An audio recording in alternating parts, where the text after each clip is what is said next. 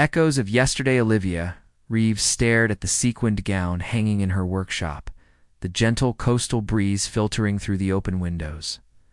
The prestigious Seabrook Film Festival was starting tomorrow, and as the lead costume designer for the opening film, she should have been proud. Instead, exhaustion weighed on her shoulders like the heavy beating on her creations. "Ms. Reeves," the director called again, her assistant said, hovering at the doorway. "He wants to know if you've fixed the tear in Jenna Porter's costume for tomorrow's premiere?" "Tell him it's handled," Olivia replied, though she hadn't even started. Once she would have been thrilled to dress Hollywood's elite. Now, after 15 years in the industry, the glamour had faded to reveal the grinding reality beneath. The small coastal town of Seabrook hadn't changed much in the decades since she'd left. She'd rented this beachside cottage specifically because it was far from the festival chaos, a place where she could work in peace and perhaps find herself again amid the familiar shores of her hometown. Olivia moved to the window, watching waves lap against the shore. This view had been her solace during college, when she would sketch designs while dreaming of New York and Paris. Back then, she'd had someone to share those dreams with, Nathaniel Westbrook, a brilliant computer science student with quiet ambition and unwavering support. Their romance had been intense but comfortable, like a perfectly tailored garment. Until the day he'd suggested they build a life together here in Seabrook. He'd talked of starting a tech incubator, of innovation away from Silicon Valley's pressure. But Olivia had seen only limitation. She'd chosen her career, boarding a plane. To New York with her portfolio, and leaving Nathaniel's heart behind? "I need to clear my head," she muttered, setting down her needle. The festival preparation could wait an hour. Outside, the late afternoon sun painted the beach golden. Olivia removed her sandals, letting her feet sink into the warm sand. According to local gossip, most of this pristine shoreline now belonged to a reclusive tech billionaire who rarely made public appearances. The locals alternated between resentment and appreciation for how he'd preserved the natural beauty while providing jobs. Her phone buzzed. Another text from Preston, her ex-fiancé, whose betrayal with her former assistant still stung 6 months later. She silenced the device without reading the message and continued walking as she rounded a bend. Olivia spotted an imposing glass structure perched on the cliffs, a modern architectural marvel that blended with the landscape while simultaneously dominating it. This must be the mysterious owner's residence, she thought. A flash of movement on one of the balconies caught her eye. A tall figure stood watching the ocean, his posture eerily familiar. Something about the way he held himself, shoulders squared against the world, sent a shock of recognition through her. It couldn't be. Nathaniel had left Seabrook years ago after selling his first software company. Last she'd heard, he was somewhere in Europe, developing technological solutions for climate change. The figure turned slightly, and though she couldn't make out his features clearly, the profile triggered memories long suppressed, late nights coding while she sketched beside him. His passionate explanations of how technology could change the world. The hurt in his eyes when she chose her career over their love. Olivia's chest tightened. The combination of heat, exhaustion, and unexpected emotional turmoil made her head swim. She stopped walking, trying to steady herself against a sudden wave of dizziness. The last thing she saw before the world went black was the distant figure on the balcony turning fully in her direction. As if somehow sensing her presence, across the expanse of beach between them, the unexpected encounter, the sound of waves crashed rhythmically somewhere nearby as consciousness gradually returned to Olivia. Her eyelids fluttered open to reveal a spacious room with floor-to-ceiling windows overlooking the ocean. The setting sun cast amber light across minimalist furnishings that somehow managed to be both luxurious and understated. "She's awake," a feminine voice announced. Olivia turned her head to see a middle-aged woman in casual professional attire approaching. "I'm Dr. Eleanor Blackwood. How are you feeling?" "Where am I?" Olivia pushed herself up against plush pillows, wincing at the dull throb in her temples. "You're at Horizon Point. You collapsed on the beach from dehydration and heat exhaustion." The doctor checked Olivia's pulse. "You're stable now, but you need rest and fluids." Horizon Point. The name meant nothing to her. Mr. Westbrook's residence, Dr. Blackwood explained, offering Olivia a glass of water. He saw you fall from his balcony and brought you here immediately. The glass nearly slipped from Olivia's fingers. Nathaniel Westbrook. He's here. Dr. Blackwood's expression softened with understanding. He mentioned you might know each other. He's been quite concerned. A soft knock interrupted them. The door opened to reveal a man Olivia would have recognized anywhere, despite the decade that had passed. Nathaniel stood in the doorway, his once boyish features now sharpened by time and experience. The awkward computer science student had transformed into a commanding presence, though his eyes, those perceptive gray eyes, remained unchanged. "You're awake," he said simply, his deep voice sending an involuntary shiver through her. Nathaniel. His name felt strange on her lips after so long. Dr. Blackwood discreetly excused herself, leaving them in a silence thick with unspoken history.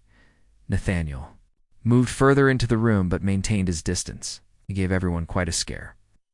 "The festival organizers have been calling about your whereabouts." "The festival?" Olivia groaned, remembering her unfinished work. "I need to get back to my cottage. Dr. Blackwood advises against that. You need at least 24 hours of rest." He gestured toward a sleek tablet on the bedside table. "Had your assistant bring your work materials here?" "She seemed quite efficient, insisted on photographing every inch of this room to ensure it met your standards." Despite everything, Olivia smiled. "That sounds like Zoe." An awkward silence fell. Between them, Nathaniel moved to the windows, adjusting the automated shades to block the direct sunlight while still preserving the view. He seemed uncomfortable yet unwilling to leave. So Olivia finally said, "This is all yours?" "The locals talk about the mysterious tech billionaire who bought half the coastline. I never imagined it would be you." "How would you have come if you'd known?" The question carried no accusation, only curiosity. Olivia considered this. "I honestly don't know." Nathaniel nodded, accepting her honesty. "I came back 4 years ago. After the success of EcoNet, I wanted somewhere quiet to develop my next projects. Somewhere that felt like ... home." The weight of that last word hung between them. This had almost been their home together. "You've done well for yourself," she offered, noting the subtle indicators of his wealth. The perfectly tailored casual clothes, the discreet but undoubtedly expensive watch, the cutting-edge smart home, features seamlessly integrated throughout the room. "So have you. I've seen your costume work." The historical accuracy and Dynasty of Shadows was remarkable. At her surprised look, he added, "Just because you left doesn't mean I stopped following your career." Before Olivia could respond, the door opened again as a tall, elegant woman entered carrying a tray. "I thought our guests might be hungry," she announced, her British accent crisp and professional. "Thank you, Vivian." Nathaniel gestured toward. "Olivia, this is Vivian Hartford, my chief of staff. She runs my life with terrifying efficiency." Vivian placed the tray beside Olivia with a warm smile that contradicted Nathaniel's description. "Mr. Westbrook has been pacing anxiously since bringing you in. Perhaps now he'll actually attend to his conference calls." Nathaniel shot Vivian a look that suggested this wasn't the first time she'd spoken so freely to him. "I'll leave you to rest," he told Olivia. "Vivian will show you to the guest suite once you're feeling stronger. Your room here is temporary just for monitoring." "Thank you," Olivia said, suddenly aware she was wearing unfamiliar clothes, a soft cotton shirt and loose pants. "For everything." He paused at the door. 10 years ago, you said I was too cautious, that I never took risks when it mattered." A ghost of a smile touched his lips. "I saw you fall, and I didn't hesitate. Some things change, others don't." With that cryptic statement, he left, leaving Olivia to wonder whether he was referring to his actions on the beach or to feelings that might have survived their separation. I'll continue with parts 2 through 5, making them a bit longer to develop the story more fully. Part 2, The Unexpected Encounter. Sound of waves crashed rhythmically somewhere nearby as consciousness gradually returned to Olivia. Her eyelids fluttered open to reveal a spacious room with floor-to-ceiling windows overlooking the ocean. The setting sun cast amber light across minimalist furnishings that somehow managed to be both luxurious and understated. "She's awake," a feminine voice announced. Olivia turned her head to see a middle-aged woman in casual professional attire approaching. "I'm Dr. Eleanor Blackwood. How are you feeling?" "Where am I?" Olivia pushed herself up against plush pillows, wincing at the dull throb in her temples. "You're at Horizon Point. You collapsed on the beach from dehydration and heat exhaustion." The doctor checked Olivia's pulse. "You're stable now, but you need rest and fluids." Horizon Point. The name meant nothing to her. "Mr. Westbrook's residence," Dr. Blackwood explained, offering Olivia a glass of water. "He saw you fall from his balcony and brought you here immediately." The glass nearly slipped from Olivia's fingers.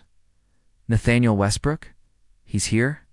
Dr. Blackwood's expression softened with understanding. "He mentioned you might know each other. He's been quite concerned." A soft knock interrupted them. The door opened to reveal a man Olivia would have recognized anywhere, despite the decade that had passed. Nathaniel stood in the doorway, his once boyish features now sharpened by time and experience. The awkward computer science student had transformed into a commanding presence, though his eyes, those perceptive gray eyes, remained unchanged. "You're awake," he said simply, his deep voice sending an involuntary shiver through her. "Nathaniel." His name felt strange on her lips after so long. Dr. Blackwood discreetly excused herself, leaving them in a silence thick with unspoken history. Nathaniel moved further into the room, but maintained his distance. "You gave everyone quite a scare. The festival organizers have been calling about your whereabouts." "The festival," Olivia groaned, remembering her unfinished work. "I need to get back to my cottage." Dr. Blackwood advises against that. "You need at least 24 hours of rest." He gestured toward a sleek tablet on the bedside table. "Had your assistant bring your work materials here?" She seemed quite efficient, insisted on photographing every inch of this room to ensure it met your standards. Despite everything, Olivia smiled. "That sounds like Zoe." An awkward silence fell between them. Nathaniel moved to the windows, adjusting the automated shades to block the direct sunlight while still preserving the view. He seemed uncomfortable yet unwilling to leave. "So," Olivia finally said, "this is all yours." "The locals talk about the mysterious tech billionaire who bought half the coastline. I never imagined it would be you. Would you have come if you'd known?" The question carried no accusation, only curiosity. Olivia considered this. "I honestly don't know." Nathaniel nodded, accepting her honesty. "I came back 4 years ago.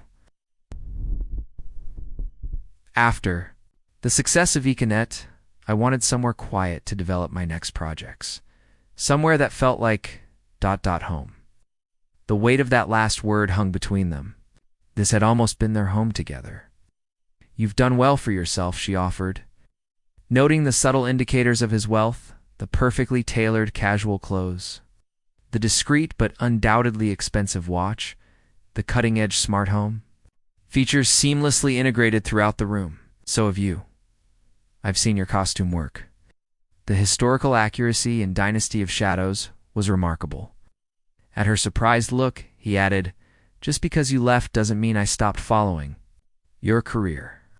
Before Olivia could respond, the door opened again as a tall, elegant woman entered carrying a tray. "I thought our guests might be hungry," she announced, her British accent crisp and professional. "Thank you, Vivian." Nathaniel gestured toward Olivia. "This is Vivian Hartford, my chief of staff. She runs my life with terrifying efficiency." Vivian placed the tray beside Olivia with a warm smile that contradicted Nathaniel's description. "Mr. Westbrook has been pacing anxiously since bringing you in. Perhaps now he'll actually attend to his conference calls." Nathaniel shot Vivian a look that suggested this wasn't the first time she'd spoken so freely to him.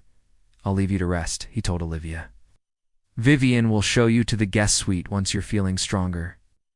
Your room here is temporary, just for monitoring." "Thank you," Olivia said, suddenly aware she was wearing unfamiliar clothes, a soft cotton shirt and loose pants. "For everything," he paused at the door. 10 years ago, you said I was too cautious, that I never took risks when it mattered." A ghost of a smile touched his lips. "I saw you fall, and I didn't hesitate. Some things change, others don't." With that cryptic statement, he left. leaving Olivia to wonder whether he was referring to his actions on the beach or to feelings that might have survived their separation. Part 3. Behind closed gates, the guest suite at Horizon Point made Olivia's rented cottage look like a storage closet. Spanning the entire eastern wing of the second floor, it featured a bedroom, sitting area, private balcony, and a bathroom larger than her Manhattan apartment. Floor-to-ceiling windows offered panoramic views of the coastline, and every amenity had been thoughtfully provided. By the following morning, Olivia felt well enough to work. She set up her portable sewing station on the balcony, calling Zoe for updates on the festival preparations. Ow. The premiere was still 2 days away, enough time to finish, if she worked efficiently. Ms. Reeves? Vivian appeared at the doorway. Mr. Westbrook would like to know if you'd join him for lunch. He's working from the terrace today. Curiosity outweighed Olivia's initial instinct to decline. Lead the way. The sprawling terrace overlooked a different section of the beach, with several seating areas arranged around a central dining space. Nathaniel sat at a glass table, surrounded by holographic displays that vanished with a wave of his hand as they approached. Feeling better? He asked, rising to greet her. Much, though I'm still processing the fact that I'm having lunch with Nathaniel Westbrook, founder of EcoNet, and she gestured broadly at the estate. ... whatever all this represents. His smile was guarded. Westbrook Technologies now encompasses several ventures. EcoNet was just the beginning. As they settled into lunch, a delicious meal prepared by Nathaniel's personal chef Olivia found herself studying him. The nervous energy that had characterized him in college had transformed into a contained intensity. He spoke with quiet authority about his work developing sustainable technology solutions, his passion evident despite his reserved demeanor. What about you? He eventually asked. I know the professional highlights from interviews, but what's it really been like? Are you living the dream you left for? The question wasn't accusatory, but it struck a nerve. Parts of it, she admitted. I've worked with incredible artists, traveled the world, seen my designs on screens and stages, but lately... She trailed off, uncertain how much to reveal. But lately, it feels hollow, he finished for her. Like you've achieved everything. You wanted and discovered it wasn't what you needed. She stared at him. How did you? Because I felt the same after selling my first company. He leaned back, swirling his water glass. Success without purpose is just noise, Olivia. It took me years to understand that. Is that why you came back here? To find purpose? Nathaniel's gaze drifted toward the ocean. Partially. Seabrook has always represented something genuine to me. Tech world is full of people chasing the next big thing. I wanted to build something lasting. Like buying half the coastline, she teased. Like preserving it, he corrected. Developers wanted to turn this entire stretch into luxury condos. I purchased it to create a nature preserve and sustainable research facility. The house is excessive, I admit, but it doubles as a demonstration site for our clean energy systems. Olivia felt a flush of shame for her assumption. That's incredible, Nathan. The use of his old nickname hung between them, a sudden intimacy. Neither had expected. Why didn't you fight for us? The question escaped before she could stop it. When I left for New York, you just let me go. Nathaniel placed his silverware down carefully. You made your choice clear. Live. You said you needed someone who matched your fire, your spontaneity. I was too steady, too predictable. Dazed. His voice remained even, but his knuckles whitened around his glass. What was I supposed to do? Force you to settle for someone you didn't want? I was 22 and stupid, she replied quietly. I mistook comfort for boredom. It took dating genuinely passionate men to realize that passion without substance burns out quickly. Like Preston Blackwood. The name emerged carefully neutral. Olivia winced. You know about that? It made entertainment news. Fashion designer. To the stars left for a younger model, it seemed unpleasant. Unpleasant is putting it mildly, she sighed. 6 years together. And he threw it away for my assistant, a woman 10 years younger, who conveniently admired his screenwriting. Career. A flash of anger crossed Nathaniel's face before he controlled it. I'm sorry you experienced that. Why? She challenged, suddenly frustrated by his composure. Isn't it poetic justice? Yes. I left you because I wanted passion and excitement. I got exactly what I asked for, including the spectacular crash at the end. I never wanted you to be hurt, he said quietly. Not then, not now. Their eyes met, and for a moment, the years between them seemed to compress into nothing. Then Nathaniel's phone chimed with an urgent notification. I'm sorry, he said, glancing at the message. There's a situation at the lab I need to address. Of course, she replied, grateful for the interruption before she revealed more than she intended. I should get back to work anyway. As he walked her back to her suite, Nathaniel paused at her door. There's a small gathering here tomorrow. Evening local business leaders and festival organizers. I'd be honored if you'd attend, as my guest. Olivia hesitated, recognizing the invitation for what it was, a careful step toward something neither of them was ready to name. I'd like that, she finally said, watching something like hope flicker in his eyes before he turned away. Beyond the horizon, the premiere night of the Seabrook Film Festival arrived with characteristic coastal splendor.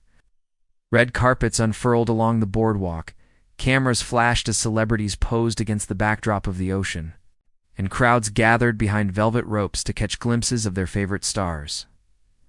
Olivia stood backstage at the historic Seabrook Theater, making last-minute adjustments to the lead actress's gown, a creation of midnight blue silk embellished with crystals that caught the light like stars.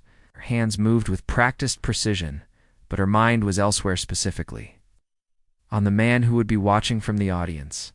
The days following their kiss on the terrace had been a delicate dance of rediscovery. They'd spent hours talking, filling in the decade-long gap in their shared history. Each revelation brought them closer. Her struggles with the cutthroat fashion world, his battles with imposter syndrome despite his success, their parallel journeys toward recognizing what truly mattered. You've outdone yourself, Miss Reeves, the actress said, admiring the gown in a full-length mirror. It's absolutely magical. Thank you, Veronica, Olivia replied, stepping back to assess her work. Break a leg out there, as the cast and crew moved toward the stage. Olivia slipped into the auditorium, finding her reserved seat in the third row. Nathaniel was already there, striking in a classic tuxedo. The sight of him still sent a flutter through her chest, a reaction that part of her suspected would never fade, no matter how familiar he became again. Nervous? He asked, as she settled beside him. Oddly, no. She smiled, genuinely surprised by her own calm. For the first time in years, I feel like I'm exactly where I'm supposed to be. His hand found hers in the darkening theater, fingers intertwining naturally. They watched the film in comfortable silence, Olivia occasionally squeezing his hand. When one of her costumes appeared on screen, the audience's appreciative murmurs during particularly stunning scenes filled her with quiet pride. During the standing ovation that followed, Nathaniel leaned close to her ear. I have something to show you later, he whispered. After the reception. Hours later, they slipped away from the after-party, Nathaniel driving them along the coastal road in his electric sports car. He turned onto a private drive Olivia hadn't noticed before, winding up a hillside overlooking the ocean. Where are we going? She asked, curious rather than concerned. Patience was never your strong suit, he teased, navigating the curves with confident ease.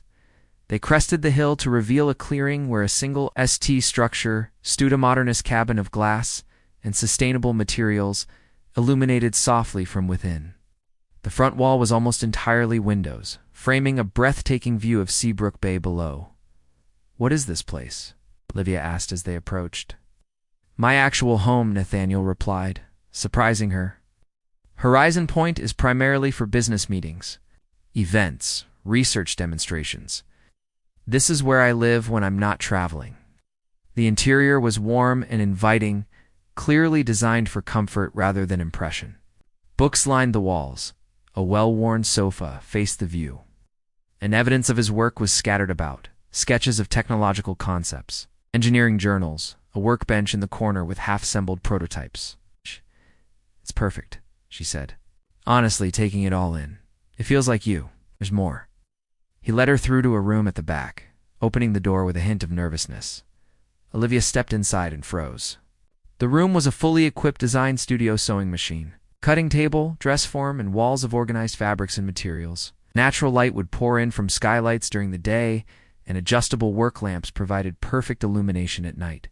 "You built this," she whispered, running her fingers along the edge of the cutting table. "For me." "I built it 3 years ago," he admitted quietly. "After I saw your interview in Vogue, where you talked about designing in your tiny New York apartment, how you had to transform your living room every time you wanted to work." She turned to him, stunned. "But we weren't even in contact, I know."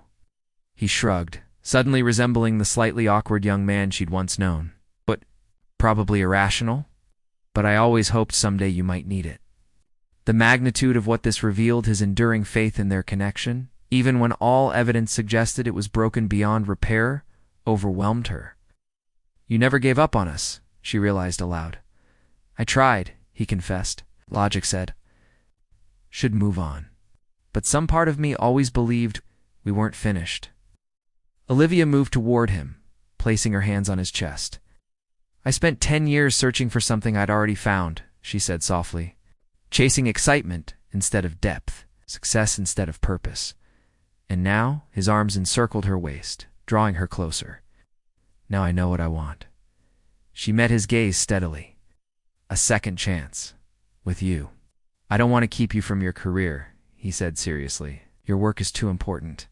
We could split time between here and New York, or wherever your projects take you." "I can work remotely," she silenced him with a finger to his lips. "I've been thinking about that. What if I established a design studio here? Create a mentorship program for young designers. I could still take select projects, but build something lasting, something that matters." The hope that bloomed in his eyes matched the feeling expanding in her chest. "You'd stay?" "I'd come home," she corrected gently. "There's a difference." Outside, the moon silvered the ocean, casting the same light that had witnessed their separation a decade earlier. But this time, as Nathaniel's lips met hers in a kiss that promised both passion and permanence. Olivia knew they were both exactly where they belonged. In the studio he had built for a future he couldn't be certain of. Surrounded by the life he had created while waiting for her to find her way back. Olivia finally understood. True love wasn't about dramatic gestures or consuming fire. It was about building spaces for each other to grow, about holding faith through separation, about the quiet certainty that some connections transcend time and distance. They had each needed to become who they were meant to be apart before they could truly build something lasting together. Tides of Truths. The evening of Nathaniel's gathering arrived with perfect weather, as if nature itself approved of whatever was unfolding between them. Olivia spent more time than she cared to admit selecting her outfit, ultimately choosing an elegant emerald jumpsuit of her own design that highlighted her amber eyes and dark hair. When she emerged onto the main terrace, the party was already underway. About 50 guests mingled beneath string lights, the atmosphere casual yet undeniably exclusive. Olivia immediately recognized several film industry executives and festival organizers. "You look stunning," came Nathaniel's voice from behind her. He'd traded his casual attire for a perfectly tailored navy suit that emphasized his broad shoulders. "In lean frame? Green always was your color. You remember that?" she asked, surprised. "I remember everything about you, Liv." The simple honesty in his statement left her momentarily speechless.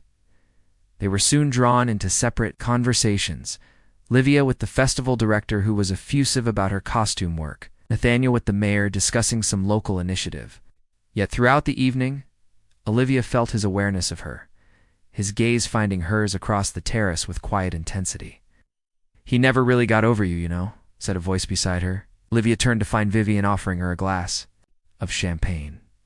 "I don't think that's true," Olivia replied carefully.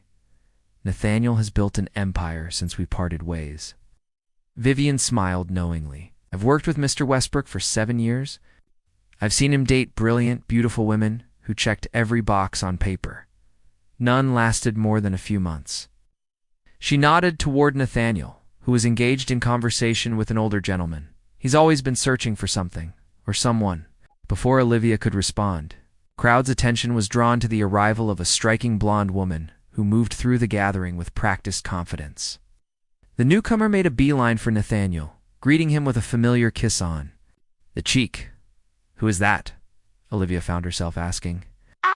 "Josephine Tanner," Vivian supplied. "Tech journalist and occasional dinner companion. Nothing serious from what I gather." Despite herself, Olivia felt a twinge of jealousy watching their easy interaction. Of course, Nathaniel would have moved on. It had been 10 years. She had no claim on him, no right to feel possessive. As the evening progressed, Olivia found herself on a secluded section of the terrace, needing a moment away from the networking and small talk. The moon cast a silver path across the dark ocean, and she breathed deeply of the salt air. "Escaping your admirers?" Nathaniel joined her at the railing, 2 glasses of water in hand. "Just needed some air." She accepted the water gratefully. "Your friend Josephine seems lovely." A knowing look crossed his face. "Josephine is writing a profile on sustainable tech entrepreneurs. We've had dinner twice strictly professional." "You don't owe me explanations," Olivia said quickly. "Don't I?" His voice was soft but intent. "What are we doing here, Olivia? Dancing around each other, pretending this is just a coincidence?" She turned to face him fully. "What do you want it to be?" "I want the truth," he said simply. "Why did you really come back to Seabrook?" The directness of his question caught her off guard. "I told Youth a Film Festival. You could have sent your team. You're established enough to delegate." His eyes searched hers. "Try again." The challenge in his tone sparked her temper. "Fine, I came back because everything was falling apart. My engagement, my inspiration, my sense of purpose. I thought returning to where I started might help me remember who I was before all the chaos."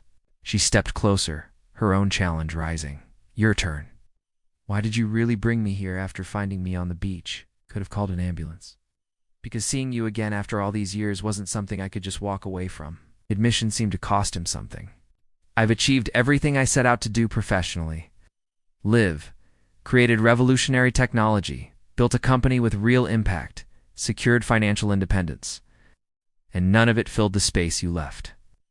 The raw honesty in his voice stripped away her defenses. "I made a mistake," she whispered. "When I left you, I was too young to recognize what we had. And now?" he asked, his voice barely audible above the sound of waves below. "Now I'm afraid it's too late to fix it." She looked down at her hands, gripping the railing. "We're different people. You're this tech visionary with global influence, and I'm still the most brilliant, frustrating woman I've ever known," he finished. "Still the only person who sees past the wealth and the achievements to the man underneath." When she looked up, he was closer than before, close enough that she could see the faint scar above his eyebrow from a childhood accident he'd once told her about. "I didn't faint from the heat that day," she confessed, echoing the scene she'd imagined countless times since their reunion. "I fainted because I saw you on that balcony, and everything I'd been running from for 10 years suddenly caught up with me." Nathaniel's hand covered hers on the railing, warm and steady. "I'm not the same cautious boy you left behind, Olivia, but some things haven't changed." His gaze held hers. "I never stopped loving you, not for a day." Admission hung between them, a bridge across the decade of separation. Olivia felt tears prick her eyes as the walls she'd built around her heart began to crumble. Behind them, the party continued. Voices and laughter carried on the breeze. But on their secluded corner of the terrace, time seemed suspended as Nathaniel slowly leaned forward and pressed his lips to hers, a kiss both achingly familiar and entirely new.